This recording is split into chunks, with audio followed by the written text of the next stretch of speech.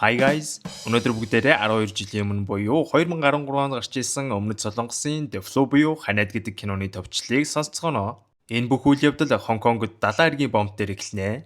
Хөгшин залуу 9 жорын хүмүүс цүнх чимдаанаад чирсэн хаанаг тийшээ ярангүйлдэж шүү. Ингээд энэ хүмүүс бөөндөө нэг контейнерт ороо сууцгаалаа. Эдгээр хүмүүс бүгдээрээ л Зүүн Азийн ядуу буураа орны иргэд ба Солонгос руу хууль бусаар очихоор энэ контейнерт бөөнөрөө байгаа нь энэ гинэ.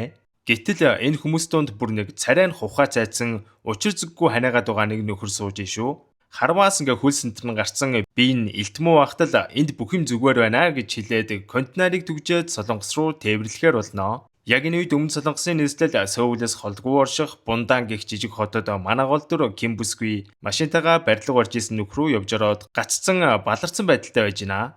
Онцгойгийнхан ирсэн Ким Бүсгүйг гаргаж авах гэж чадхаараа л үзэж байна. Тэгтээ хамаагүй татаад гарах гэж ордвол бүр баларсан юм болж Бүсгүй машинтайгаа доош унж мэдхээр эвгүй нөхцөл байдал үүссэн байлаа. Тэгсэн манай бас нэг дүр бол онцгойгийн ажилтан Гитэ ах гэрэл цацруулсаар хүрээд ирнэ. Гитэ ах онцгойд өчнөө олон жил ажиллаж иймэрхүү аврах ажиллагаанд их оролцож явсан туршлагатай болохоор Ким Бүсгүйг аврахаар ганцаараа доошо буунаа. Гитэ ахч Бүсгүй дээр очиод тайвшруулад хамаагүй хөдөлгөөн ивэл хоёулаа унахаар байна шүү гэдгийг сануулад бие султай байд өөртний тхийг хүснэ. Гэтэл Бүсгүй доошо хараад улмал сандар нь твдэд эхлэх үеэр Гитэ ах мэрэгжлийн ур чадвар гаргаж Бүсгүйг эсэмэнд дээшээ гаргаж ирнэ.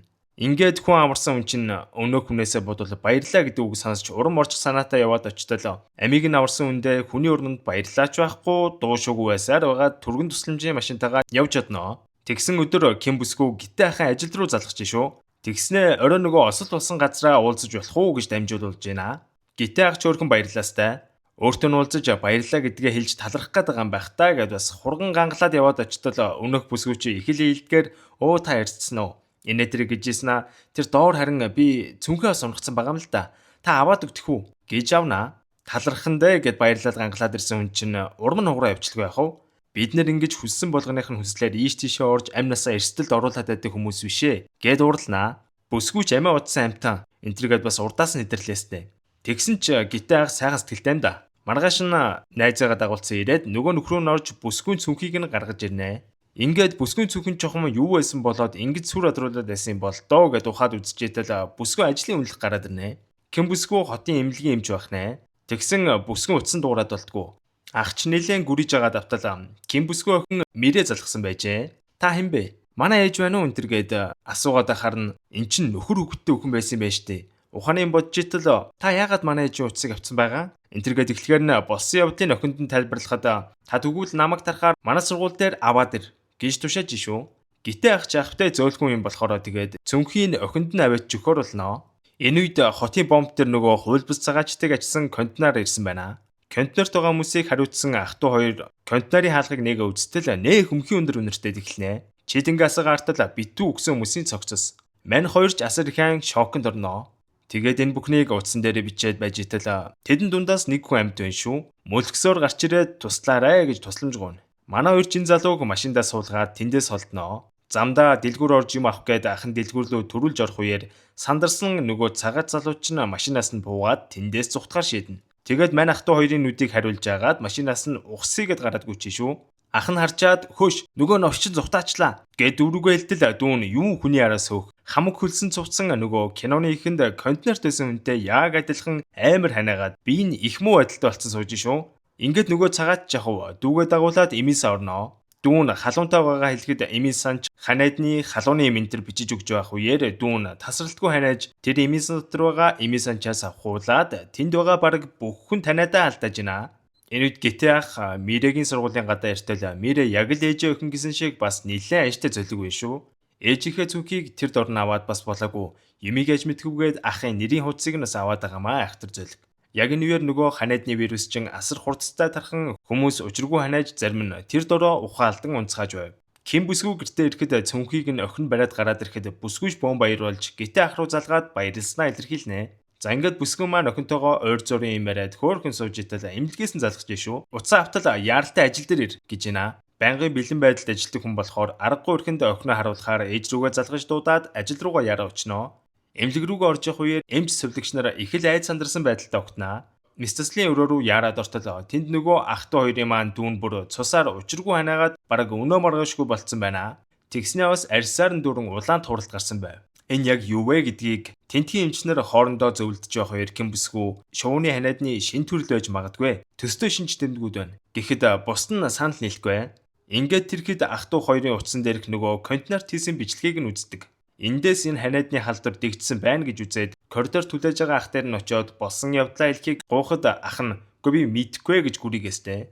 Дүгийнх нь өрөөнөөс яаралтай дохиод уурахад нэг л бишцсэнийг мэдсэн ах нь эмчнэр хориглоод байхдаа л бараг эмчнэрийг цохиж аваад мис засал өрөөлөө яваад орохдоо дүүн амьсгал хураасан байлаа. Дүгэ өнгөрсөнд асар их гомноглон барьж аваад тэврээд уулах үеэр эмчнэр салгах гэж чадхаараа л үзнэ. Баахан цус болсон гараараа эмчнэрийн нүүр ам хамаг юмд нь хүрээд ураа эмчнэрт гаргаад эхэлнэ. Эмчнэр ч олуулаад тулдаа мань нөхрийг дарж авч чадна. Мэрэ гэртээ уйдсаасаа болоод гадаа гарч байрныхаа дэнд амьдардаг зулцхан муурыг хооллохоор аяга сүв жоохон талах барьсан гараа явж итэл нөгөө муур нь байсангүй. Гаражны тэрүүгээр муурыг хайцсан явж итэл яг машинд дайруулах шахна. Азар нөгөө цагаац залуу маань мэрийг аваржээ. Цагаач охиныг өөрт нь ойртохгүй байхыг дохио зангаагаараа харуулсан. Мэрэ охин мань цагаачийг хоол хондгүй үсэж байгаа байх гэд авч гарсан юмнуудаас өгнө. Хилэн дээр юуж тавьгүй хэд онсон цагаач маань өгсөн талхайг нь амаа болохгүй гэж байна. Би өвчтэй. Надад ойртож болохгүй гэж дохио зангаагаар үзүүлсэн чи мэрэ сайн ойлгохгүй байгаа болтой. Хөөхөн юм яриа л шулганаа л. Цагаац залуу үе ханаагаад харна. Танд им аваад ирье гэд мэрэ гэрлүүгөө орох гээд явж явах үедээ гитэ ахта тарнаа. Гитэ ах ч одоо энэ хавьяас бүр салхаа болцсон юм уу да. Тэгэд гитэ ахт нэг өвчтэй хүн байна. Хоёулаа хамт явж туслая гэд дагуулад очтол цагаац залуу тэндэ байсангүй. Энэ үед хотын хэдэн мянган иргэд ханиадны вирусаар халдварлаж хотын эмнэлгүүд өвчтнүүдээр дүүрэн ачааллаад ахаа болж эхлэв. Энэ үед Сөүлөөс Солонгосын халдвар төвчин судлалын мэргэжилтнүүд нөгөө эмнэлэг дээр ч ирсэн үүсэт байгаа нөхцөл байдлын талаар ярилцгааж байна. Энэ үед нөгөө контейнер дээр чинь мэргэжилтнүүд очсон доторх цогцсуудыг нь бүгдийн шатааж исэн ч гэсэн дотор нь байсан халдвартай хархнууд ийш тийшээ гүгээл алга болно. Хотын удирдлагууд хүртэл тэдний эмнэлэг дээр ирж яралтай хуралдаж байна. Энэ үеэр Солонгосын шилдэг мэргэжилтнүүд энэ вирусын талаарх дүгнэлтээ гаргах ба шувууны H5N1-ийн шинэ хөлбөр байна гэсэн дүгнэлтэн төрнэ. Бас болоогүй вирусыг авснаас 36 цагийн дотор халдвар авгасад бараг 100% нас бардаг маш хүнд хувилбар бололтой гэсэн таамаг гаргана. За тэгээд эмчнэр хотыг нэн яаралтай карантинлахгүй бол Солонгос цаашлаад дэлхийд даяар энэ өвчин маш хурдан дарахна гэдгийг хотын удирдлагуудад анхааруулсан ч тэр хэд хотыг карантинлж сүр бадрах шаардлагагүй гэх байр суурьтай байлаа.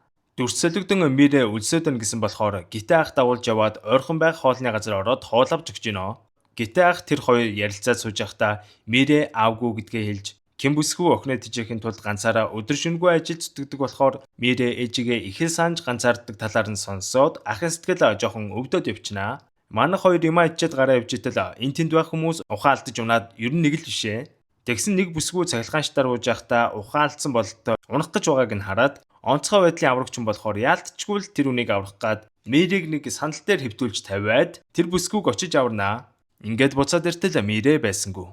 Дүрсэлэгдэн нөгөө эмнэлгийн хурлын өрөөнд эмчнэр болон хотын удирдлагууд хоорондоо карантин тогтоох дээр маргалдаа байж идэл гадаа нь чанга чимээ гарахва бүгд цонхоор хартал энэ тэндгүү өгсөн мөргөлдсөн машинууд энтергээд энэ хот нэгэнт хяналтаа алджээ. Энэ хэдийг хоорондоо маргалдаад байж байхын хугацаанд халдвар хэдийн асар олон хүн тарж хотын эрүүл мэндийн систем ачааллаа дэлгэхгүй доголдож хүмүүс хотоос зугтаж эхэлж байна. Ингээд улсын ерөнхийлөгч хотыг карантинлах тушаалыг өгсөн байлаа. Энэ мэдээг сонссон хотын дарга эмнэлгийн ажилтнууд бүгд л гэр бүл рүүгээ ярьж хотыг карантинлж эхлэхээс өмнө гарах гээд эхэлнэ. Эмнэлгийн ажилтнууд хотын удирдлагуудыг Сөүл рүү онгоцоор нүүлгэн шилжүүлж эхэлсэн ба Сөүлд очоод вирусын судалгааны ажлыг үргэлжлүүлэх хингэнэ. За тэгээд тэр дороо нүүлгэн шилжүүлж эхэлсэн ч хэн бүсгүй охиноо аваад явах болохоор ажлынхаа хэдэд төрүүлэл явжээ. Би охиноо авчаад танд хэлье гэд охиноо авахар гарнаа.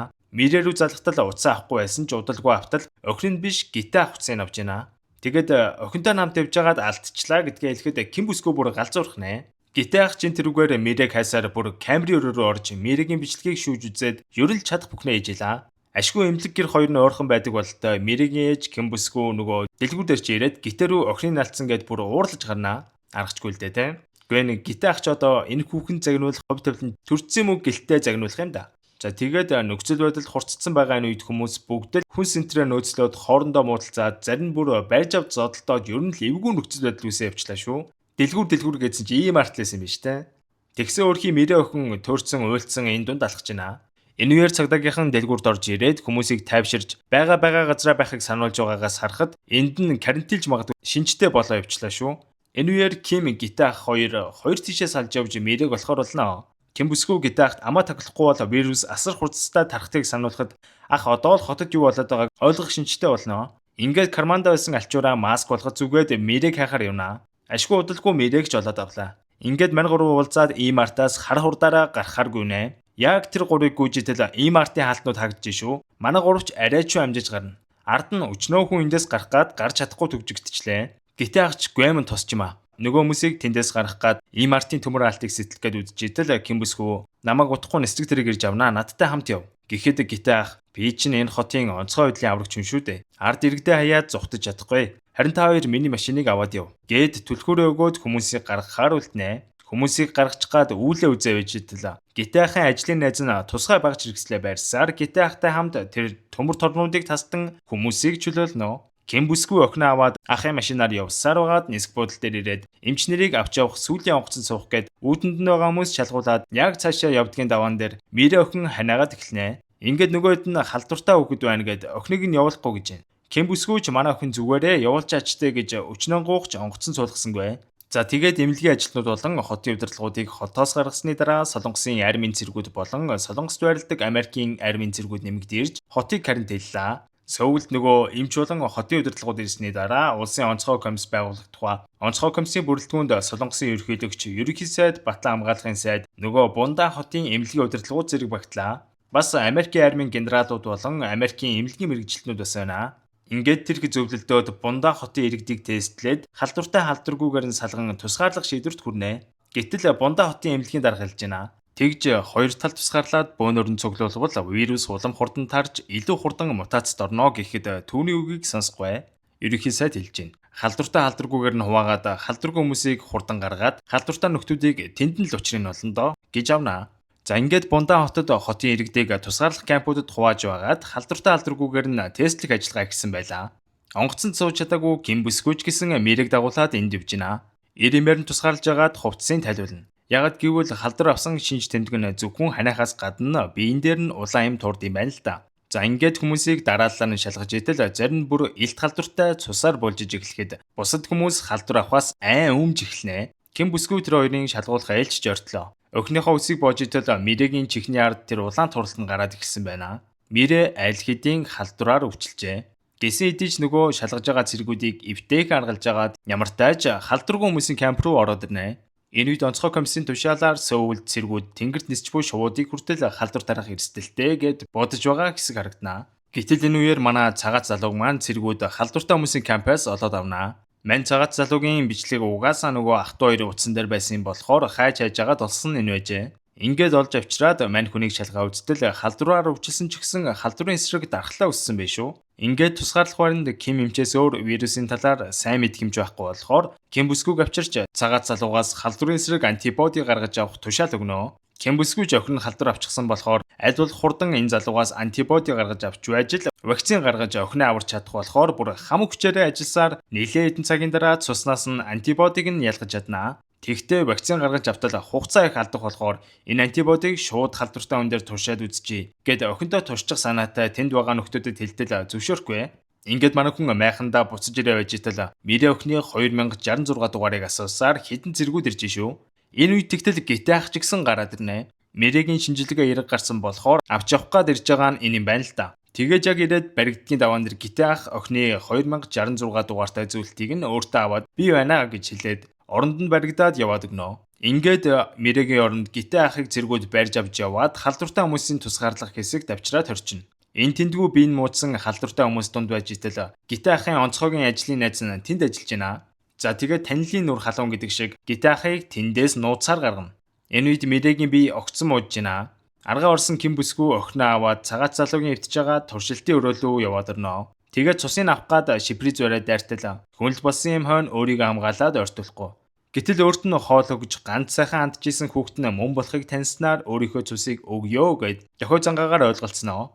Ким бүсгүй тэр хоёрын хооронд цус хэлбэх ажиллагаа хийж итэл гаднаас цэргүүд хаалгын балбсаар угаад орж ирээд бүсгүйг унтуулдаг тариагаар буудаад охиныг аваад явчихна. Гитэ ах нөгөө халдвартай хүмүүсийн хэсгээс гарах гэж явж явах үеэр цэргүүд нэг жоохон охиныг аваад явж явахыг нь харнаа. Тэгтэл шалан дээр унсан оборчгийг хартал Мэрэг их байна.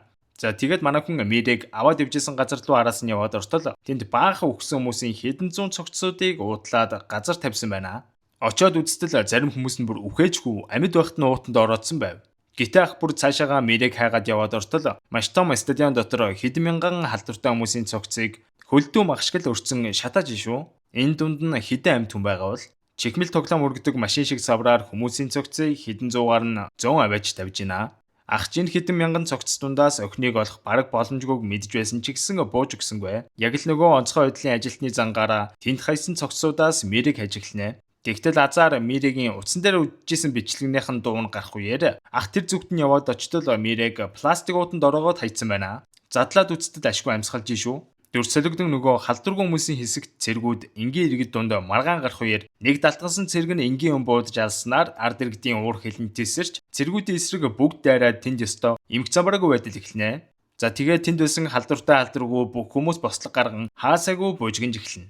Энэ үеэр хүмүүс стадионд Мири охиныг тэрвэн суужуу гитэ ахыг хараад энэ муусан цэргүүд чинь амьд хөвгтийг хүртэл шатаах гэжсэн байж штэ. Эднэр хичнээн амьд хүмүүсийг ингэж жаргалж алсан бол новшнууд юм да. Энтергээд улам хилэгнэн боо юм болно. Ингээд карантинлсан байсан хэсэг хяналтаа алдах үед тэнд байгаа цэргүүд эмчнэр гээд бүгдээрээ л зугтан явж явах үеэр хэн бүсгүйг хамт яв гэж тушаасан ч охиноо олж ижил явна гэд татгалцснаа. Эмчнэр мэдээж халдварын эсрэг дархлаа тогтсон цагаач залуугч мөн авчихсан яваа.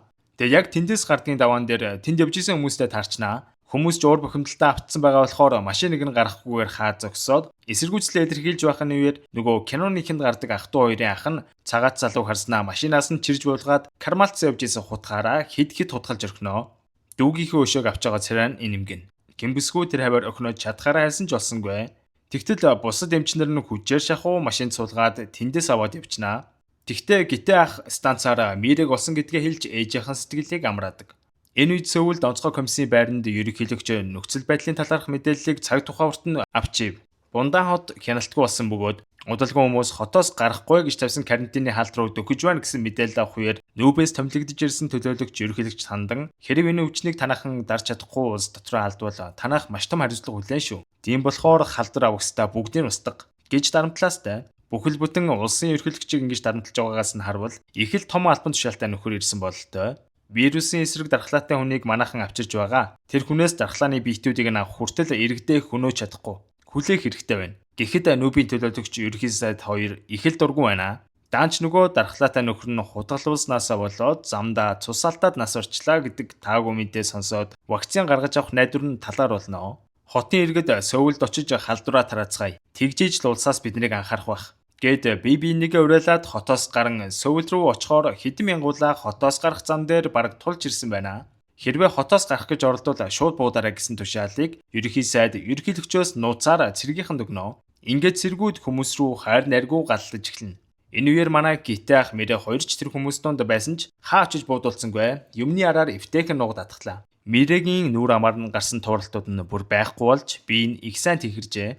Ээж нь цагаац залуугийн цусыг сэлбэд байсны үр дүн гарсан бололтой. Мирэд ч гэсэн дархлаа тогтсон болоод явчлаа шүү. Гитэ ах Мирэд дархлаа тогтсон тухай ээжд нь хэлэх үеэр ээж нь уйлан охинтойгоо уулзах гээд хотоос гардаг зам дээр ирсэн байсан ч гэсэн цэргүүд юу гэж оруулахав? Кем бүсгүйч манай охин дархлаатай. Тэндээс гарах хэрэгтэй байна гэж учирсаар байгаад ерөнхийлөгчтэй холбогдож энэ талаар дуулгана. Энэ үеэр манай алдарт маад онсууг ах муу хүний дүрээр гарч ирдэг. Ахгүй халдвар авчиж л дээ. Тэгээд гитэ ах Мирэд дархлаа тогтсон тухай ярьж байхад нь сонсчиж ингээд манай хоёрыг сэм дагсаар Мирийг ганцаараа үлдсэн үед нь боломжийг ашиглан хүчээр цусыг нь өөртөө сэлбэх гэж байтал гитэ ах найзтайгаа ороод ирнэ. Ингээд бөөн гурвалжин дөрвөлжин зодон болсны эцэст Мадонсуг ах алуулж гитэ ахын найз хүн дээр гимцэн байлаа. Кембүсгүй охин нь халдвартай байсан ч одоо бүрэн идэгсэн байна. Манай охиноос вакцин гарах боломжтой. Гэд ерөнхийлөгч хэлснээр ерөнхийлөгч цаашаага цэргүүдийнхаа галлах тушаалыг зогсоох гэсэн ч ерөнхий сайд нүүбийн төлөөлөгч 2 ерөнхийлөгч үгийг сонсохгүй хүмүүсийг буудал хийж байна. Энэ үеэр охиныг тэндээс гарахгүй байна гэдгийг ойлгосон Кимбүсгүй хотын хил дээр буцан гарч ирээд хартал охин нь тэр асар олон хүн дунд явж түрэгдсэн уйлцсан явж шүү. Тэссэнгүү охиноо авахаар цэргүүд дундуур гүйтэл Кимбүсгүйг нуруулуун хид буудаад авнаа. Мири охин ээжийнхээ буудуулахыг хараад улам их уйлан ээжийг маань битгий буудаач дээ гэж ээжигээ хамгаалан зогсноо. Түүний үйлдэлийг харсан хүмүүсийн сэтгэл өвдөөл явчихна. Буудах тушаал авсан ч тэнд байсан цэргүүдээс хинж бяцхан охиныг буудаж зүрхэлсэнгүй. Энэ бүхнийг харж ууралсан нүүбийн төлөөлөгч ойролцоо нисж байгаа Америкийн бөмбөгдөгч онгоцнуудаар галлах тушаал өгөхөд ард иргэдийг нь дураараа устгах гэж байгаа нөхрийг харж тэссэнгүү. Ерөнхийлөгч жуцаа шүрж аваад хэрвээ Америкийн бөмбөгдөгч онгоцод ойртвол бүгдийг нь бөмбөгдөж устгах тушаалыг өөрсдийн цэргүүддээ өгнө. Тэр хоёр энэс болж нэлээд хэрэлдэгч эн чинь Солонгосын газар нутаг штэ. Нүүбийн төлөөлөгч бууж өгч Америкийн онгоцнуудад өгсөн тушаалаа цуцлнаа. Ингээд ерөнхийлөгч тэнд жагсч буй бундаа хотын иргэдтэй хандан та бүхэн маань төвчээртэй үлээж байгаарай. Бид удахгүй халдвар эсрэг вакциныг гаргаж аваад та бүхнийг яаж игээд аварна. Би чадах бүхнээ инэ гэж хэлэхэд хүмүүс бүр тайвшраад явчихна. Эртхэн ингэ хэлсэн бол хүмүүс ингэтлээ уралж хэлгэнэхгүй л байсан давгна. Ингээд Мэрэ охиныг Сөүл рүү яаралдаа авч яваад антибоди гаргаж авахаар болох ба Кимбүсгүй гитэ хахад үнэхээр их баярлж байгаагаа хэлнэ. Удалгүй зургатаар халдвар эсрэг вакциныг маш хурдан гаргаа авснаа зарлах ба бундаа хотын иргэдийг вакцинжуулж эхэлснийг зарласнаар энэ удаагийн кино маань өндөрлөнө.